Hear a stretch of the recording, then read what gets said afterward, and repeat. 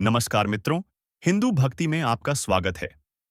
सनातन धर्म में नवग्रहों की पूजा का प्रचलन पुरातन काल से ही है।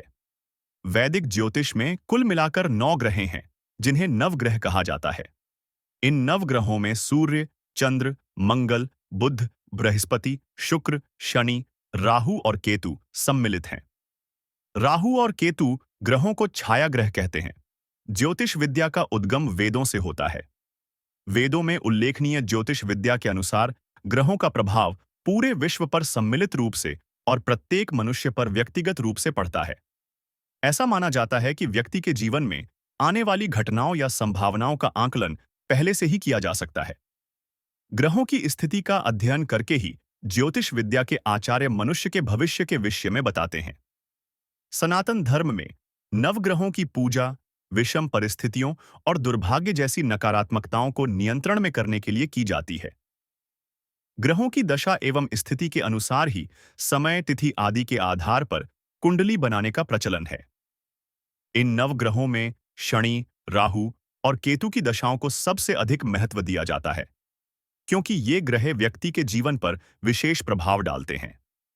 यदि इन ग्रहों की स्थिति अनुकूल नहीं पाई जाती, तो ज्योतिष विद्या के विशेषज्ञ इनके दुष्प्रभावों को कम करने या समाप्त करने के लिए कुछ आवश्यक उपचार करते हैं। ये तो रही वैदिक ग्रहों की बात और नवग्रहों की पूजा करने के कारण। अब बात करते हैं कि जब हम विज्ञान में 8 ग्रहों के विषय में पढ़ते हैं, तो पूजा 9 ग्रहों की क्यों की जाती है? तो आइए, अब इसे समझते हैं। वास्तव में विज्ञान के प्लैनेट सिस्टम के जो ग्रह हैं और ज्योतिष विद्या के अनुसार जो ग्रह मान्य हैं, वे समान नहीं हैं। इनमें से कुछ के नाम और इनकी गिनती समान होने के कारण ऐसा मान लिया गया कि सौर मंडल के ग्रह ही वेदों में उल्लेखनीय ग्रह हैं। परंतु दोनों की परिभाषा में अंतर है। सौर मंडल के ग्रह वे खगोलीय पिंड या एस्ट्रोनॉमिकल बॉडीज हैं, जो सूर्य के चारों ओर चक्कर लगाते हैं। जबकि वेदों में उल्लेख के अनुसार राहु और केतु के अतिरिक्त अन्य ग्रह वे खगोलीय पिंड हैं, जो गतिमान हैं या लगातार भ्रमण करते रहते हैं। वेदों में यह उल्लेख कहीं नहीं मिलता कि यह ग्रह सूर्य के चारों ओर चक्कर लगाते हैं।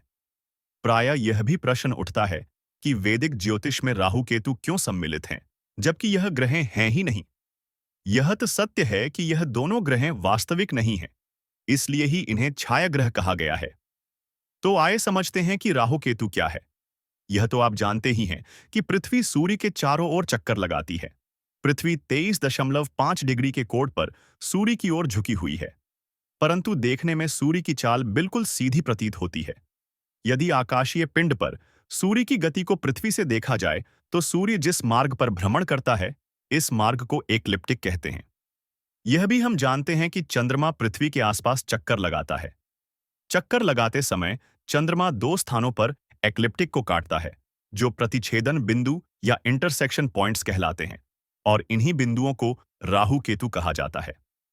चक्कर लगाते समय जब चंद्रमा ऊपर चढ़ते हुए एक्लिप्टिक को काटता है, यह बिंदु राहु है, और चंद्रमा नीचे उतरते समय जिस बिंदु पर एक्लिप्टिक को काटता है, यह केतु कहलाता है। जब चंद्रमा सूर्य और पृथ्वी के मध्य आता है, तो चंद्रमा की एक छाया पृथ्वी पर पड़ती है। इस प्रक्रिया या स्थिति को सूर्य ग्रहण कहते हैं। इस समय में पृथ्वी पर सूर्य का प्रभाव नगण्य होता है, और जब पृथ्वी और चंद्रमा एक दूसरे की सीध में होते हैं, तो पृथ्वी की छाया चंद्रमा पर पड़ती है। इस प्रक्रिया को चंद्र ग्रहण कहते हैं, और इन्हीं कारणों से राहु और केतु को छाया ग्रह कहा जाता है।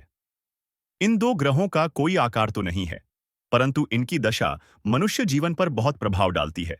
और मित्रों, इन्हीं कारणों से वैदिक ज्योतिष में नवग्रहों की पूजा को महत्व दिया गया है।